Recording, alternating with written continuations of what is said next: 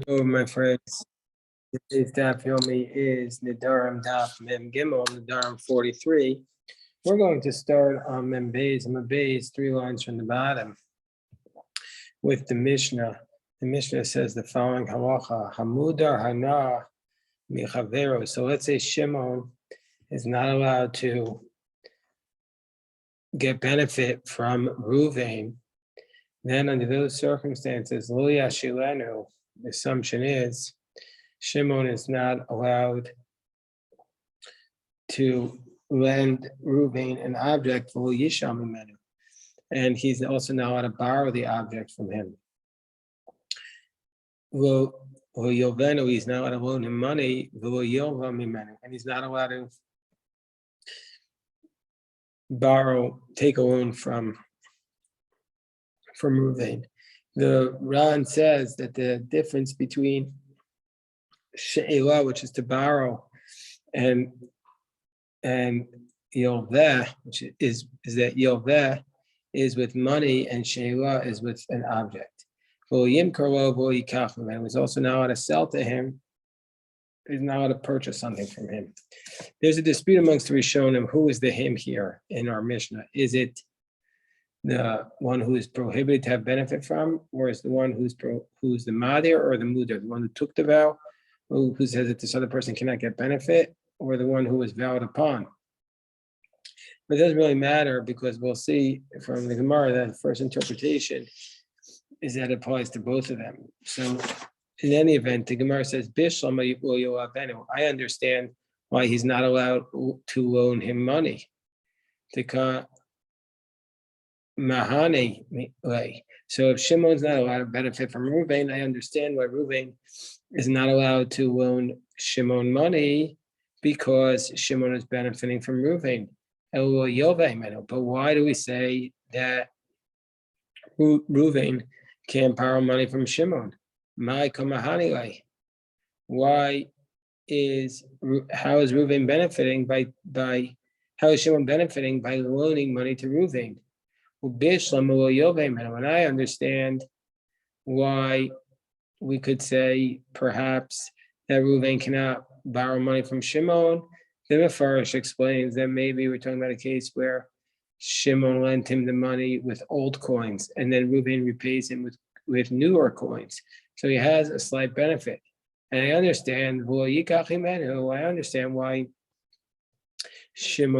Reuven might not be able to purchase something from Shimon, because we could be talking about a sale that was ala panim, as we said, that it was an object he has a hard time getting rid of. I can understand all those things that come as Sani, because now Shimon is benefiting from Reuven by Reuven purchasing something that Shimon's trying to offload. But why do we say that Reuven would not, under these circumstances, would not be allowed to borrow something from Shimon? How is Shimon benefiting by lending something to Reuven? How is that a benefit for Shimon by him lending an object to Reuven? Not lending money, he would give him back a different coin. So fine, so he'd benefit. But in this case, he's lending an object. What's the benefit to Shimon by Shimon lending an object to Reuven? If he says, can I borrow your tennis racket? And Shimon lends his tennis racket to Reuven. How is Shimon benefiting in that scenario? So the Gemara says, I'm Rabbi Yossi bar Rabbi Chanina. What are we talking about? No. First explanation is our Mishnah is not talking about where Shimon is a situation where only Shimon is prohibited to get benefit from Reuven. We're talking about an Ukimta where Shimon is prohibited to benefit from Reuven, and Reuven is prohibited to benefit from Shimon. They're both prohibited to benefit from each other. And if you're going to say, says the Ran, well, if that's the case, so the Ran says, so what's the chiddush? Of course he can't borrow from Reuven. If they're both prohibited to benefit from each other, of course Reuven couldn't borrow an object from Shimon. What's the chiddush there? So he says the Ran, Nira, this saw someone could Rabbi Elazar, Amar Vitor also Bermuda Hana. No, it's to tell us that this is a case of Vitor, that the Tana is telling us here that even though it's just an insignificant benefit, nevertheless, it's going to be prohibited, and that's what that's the chiddush that we're learning here. So, and even so, that's all it's teaching us. And even though we already learned this, it's nevertheless repeating it. That's what the Ran says. The current Aura says, "What?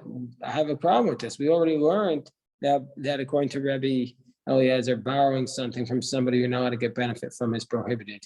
And so for sure, a loan will also be prohibited. So if that's the case, I don't understand." Says the Karen Ora, and he leaves it as a chiddush. So that's the problem with Kim. He leaves it as a question. So that's the problem with this Ukimta. Problem with this Ukimta is, what's the chiddush here? Okay, the Gemara gives a different answer. That's Abaye. Abaye says no, it's not a case where they both took a vow against each other. Abaye Amar Gzera Lishol Mishum Mahashil Lachem Bekuhu Gezera.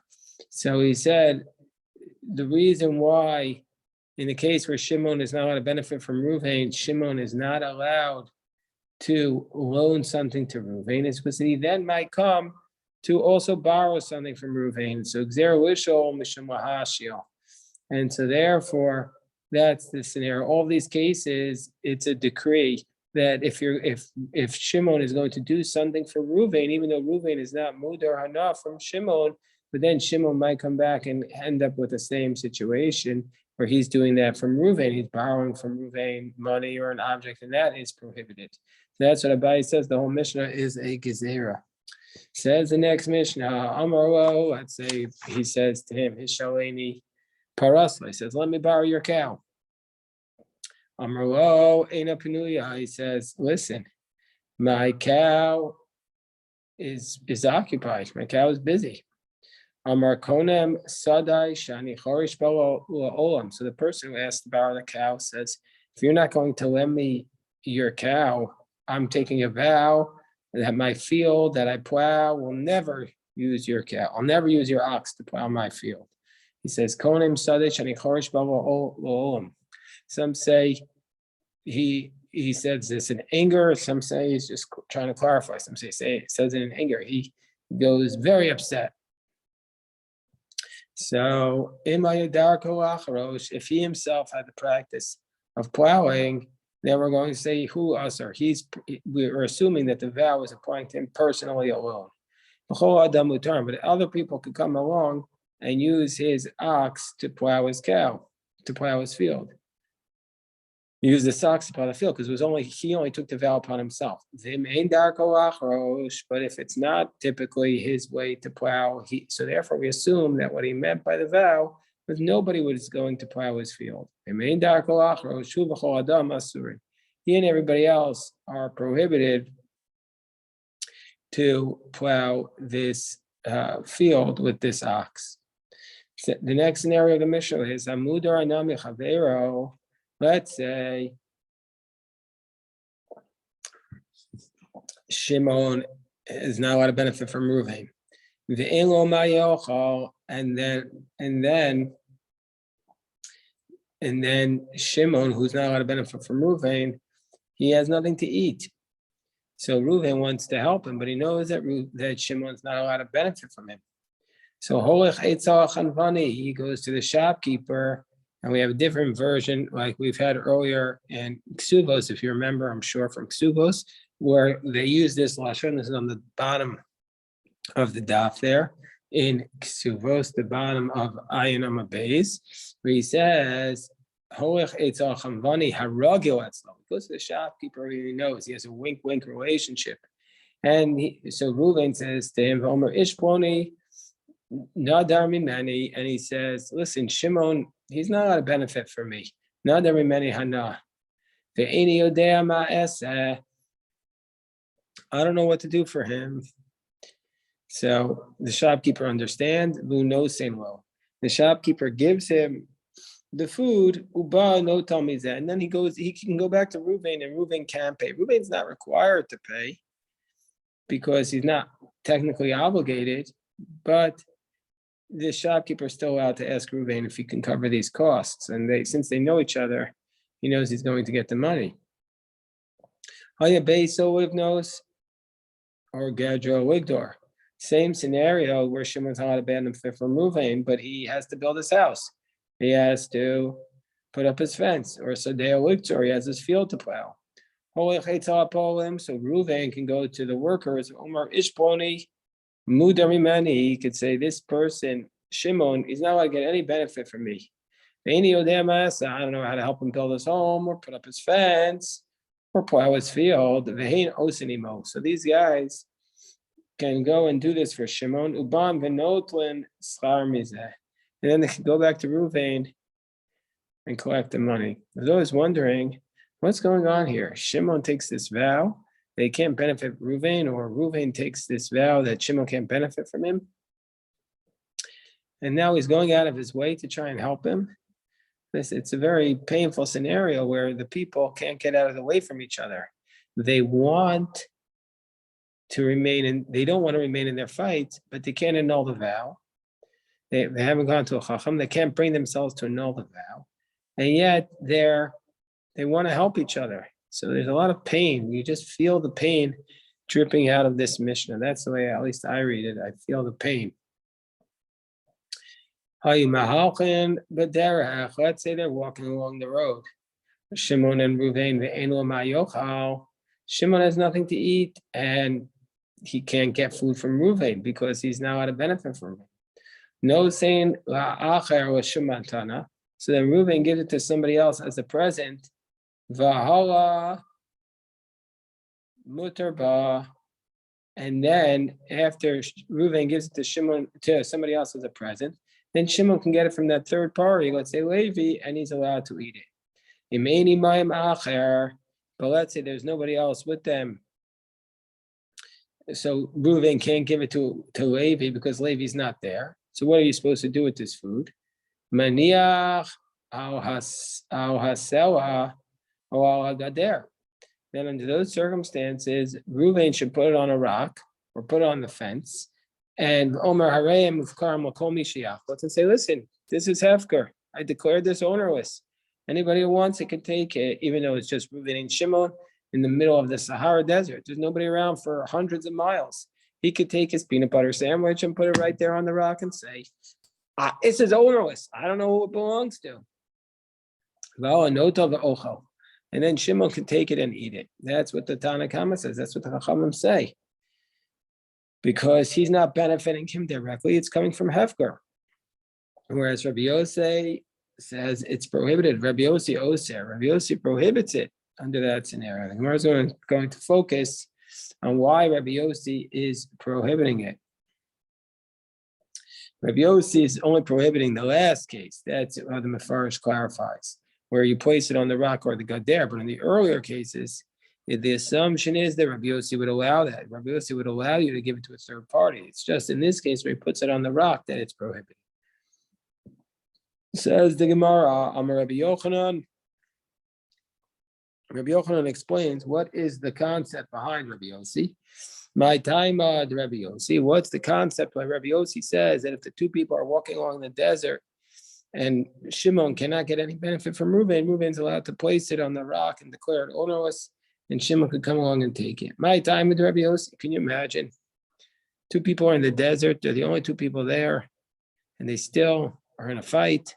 One can't benefit from the other one, and they can't get out of their own way to fix the fight. So horrible, just a very sad situation.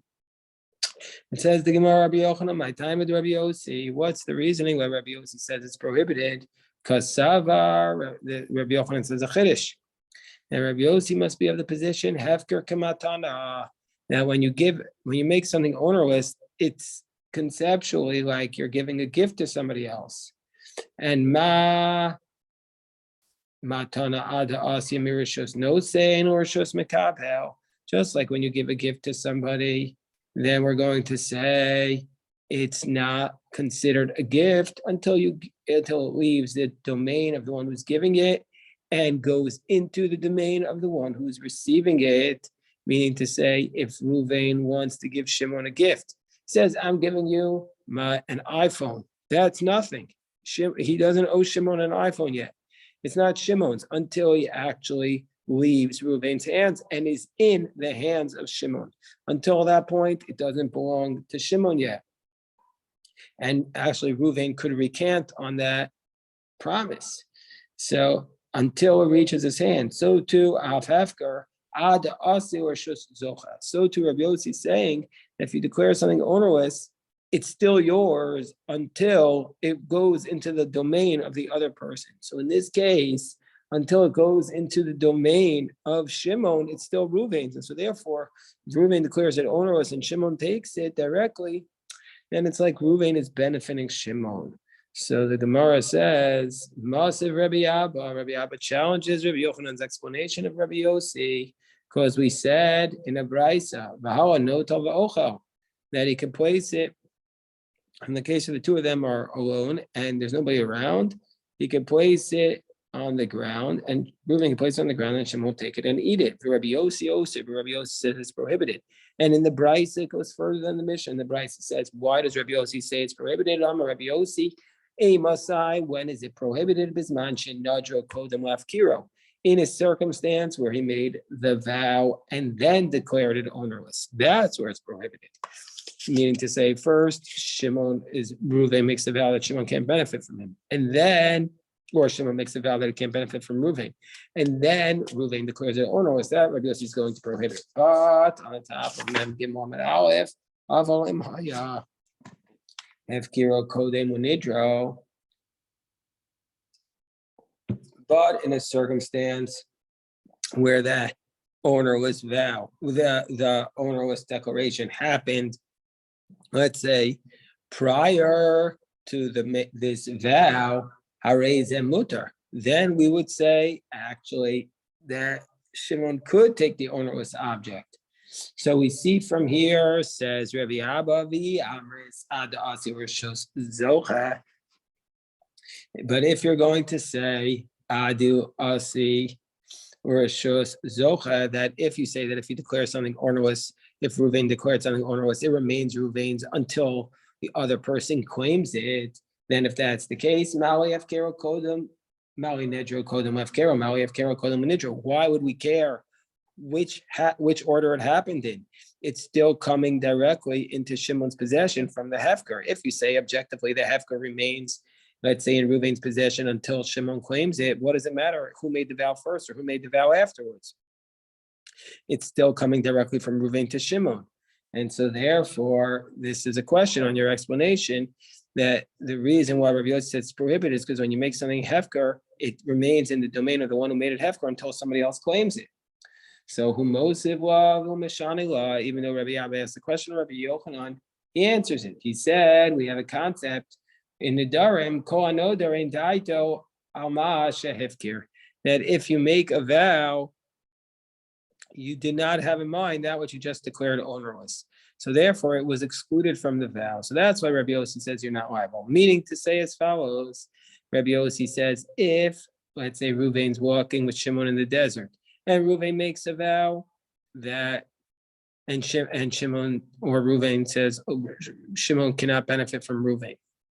But let's go back a step. Reuven and Shimon are walking along in the desert, and then Reuven makes his object ownerless. Reuven says, I'm taking my peanut butter sandwich and it's now ownerless. Then 2 hours later, Reuven says, Shimon's not allowed to have any benefit from me whatsoever. So the assumption is that he excluded from that vow the object that he just made ownerless. That's what Rabbi Abba is saying. And so therefore, for this reason, under that scenario, Rabbi Yossi would permit it. Whereas if he makes the vow and then declares it ownerless, Rabbi Yossi would say it's prohibited because Rabbi Abba says that we can follow Rabbi Yochanan at this point and say that he had in mind that until it's acquired by somebody else, it remains in Reuven's possession.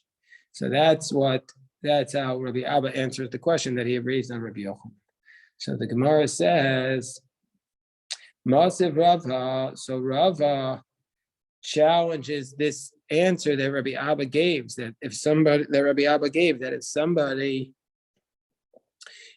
makes a vow after he declared something ownerless, he did not intend to include in his vow that object he had just made ownerless. and he's going to raise this vow from the case of the shchiv merah. There's two types of sick people in the Talmud. There's what's called a goses. A goses is someone who's about to die, and so therefore that person is literally from a disease that's not recoverable. He's on his deathbed. A shchiv merah is something different. A shchiv merah is somebody who's very sick, but he could recover. But since he's very sick, the rabbis didn't want to confuse him with bureaucracy, or they didn't want to distract him with bureaucracy. So we gave him a couple of dispensations. So therefore, if he tries to give something away, he's allowed to do it without a formal kinyan. He's allowed to do it without a formal transaction, but he can renege on it once he gets better. Unlike a matanas bari, unlike a gift of a healthy person, once you give it, you can't renege on it. A matanas shchiv merah, if he recovers, he can renege on it. He said, I only intended to give it to you because I thought I was dying. However, there's a caveat to that. Matanas shchiv merah, the gift of a shchiv merah is where he has to give away everything. But if you just give away a portion of it, then we're saying it was a gift of a healthy person and he can't renege. So Rava challenges Rabbi Abba's answer from a brisa, because he says, Masav Rava miktsas al rishon v'kulan l'sheni. Let's say a person is a shchiv merah, he's very sick, and he gives away, where we think he's sick, and he gives away a portion of his possessions to the first person. So a portion is not everything. So therefore, if he recovers, we're not going to allow him to renege on that. But then he gives away kulan l'sheni, but he gives everything. He writes, after he gives away the initial one, he gives away everything to another person. And then he writes kulan. He says, I'm giving away everything to the next person. And then after that, he recovers. So we say under those circumstances, Rishon kana, Sheni lo kana. We say that the first person, he got the gift of a healthy person because he only gave him a portion of it. Whereas the second person, we say lo kana, the second person has not acquired it because we say the person who was sick gave him everything. So therefore it's a matanas shchiv merah, and now he can take it back because it was a matana of a shchiv merah, because he gave him everything. So now we can renege on it. And so now, how is this a question? So we'll read the Ran here. Ran says this is a brisa in the Tosefta of Baba Basra, and so this is how we read it. He says, "Hachi perusha misha yesh al shnei avadim." If somebody has two servants, v'nasam miktas nechasav l'rishon, he gave a portion of his possessions to the first one. V'achar kach nasam l'sheni, and then he gives everything to the second one. Lo kana rishon. We say that the first person has not acquired it. The dilma begufei shayir, v'kivin sha'atzmo lo kana. So maybe left over the slave of the portion of the Eved, and so therefore, since the first person didn't acquire everything, maybe therefore the Nechasim also didn't acquire Aval Sheni, but the second person. So the Ran is a little bit of a different girsa here, but anyway, that's not the point because the logic is the same. But the second person, Zacha ba'atzmo b'nechasim Zacha nami l'shtabe b'rishon d'gabe le'kashira. Now, this is the point from the Ran. Vi amrist ein dai to amasha hifkir achi nami ein dai to amasha nasan kfar. So if you're going to say, and this is the essence of the question on the Ran, if you say that a person doesn't ein dai to amasha hifkir, if you're going to say, like Rabbi Abba answered, that once a person made something onerous and then he takes a vow, he doesn't have in mind to include that which he made the vow on. Here also we would say that this person didn't have in mind to give to the second person that which he already had given to the first person, and so therefore he's only giving to the second person a portion of his estate, and so therefore for that reason the second person should be viewed as a matanas bari, not a matanas shchiv merah, and therefore he should be able to renege on that as well. So therefore the Gemara says, El Amarava, Hainu time of the Rabbi Yossi. So what's the reason why Rabbi Yossi says in this case it's prohibited? Why does Rabbi Yossi say you're not allowed to declare it onerous and place it on the rock? Gezeira Mishav Matanas Beis Choron. It's a decree because of the case of Beis Choron, the matana of the Beis Choron. We're going to, God willing, get to that Be'ezras Hashem Yisparach on Daf Memches. But we already know this case from Ksuvos Ayin Aleph. What's the case of Matanas Beis Choron? This is a Mishnah that there was a person in Beis Choron, also a very, very sad story, that there was a father who was not allowed to get Hana from his son, and the grandson was getting married, and the son wanted the father to come to the wedding, but he couldn't annul the vow, and so therefore he gave the vow to somebody else. He gave the wedding possessions to somebody else, and when he gave the wedding possessions to somebody else, the person said, "Oh, if you're really giving it to me, I'm makdish everything to Shemayim. I'm giving everything, all the whole wedding, I'm giving it to the heaven." They said, "Well, if you're saying I'm giving everything to the heaven, I never intended to do that. That wasn't how I was makdish to you. I wasn't giving it to you with really the intent that you could be makdish everything to heaven." And so therefore the Chachamim said in response to that any gift that you don't have the ability to be makdish it is not really a gift. And therefore the mudar ana in this case, the grandfather, will not be permitted to benefit in this case because under these circumstances, we say that he really didn't intend to give it. And so therefore it's just a rama, it was just a legal fiction. And so therefore, since we're concerned that he's not really giving it under those circumstances, we're going to say that it's not allowed under this case as well also. And so therefore, and so therefore, since that's the case, we're only going to prohibit this case where he's mafkir and places it on a rock in a circumstance where he made the vow and then did the hefker. But if he makes the hefker first and then does the rock, then does the vow, we're going to say it's obviously not the case because there's no concern that the vow that is similar to the case in the Matanas Beis Choron. Okay, we'll stop here. If anybody has any questions, I'm happy to address them.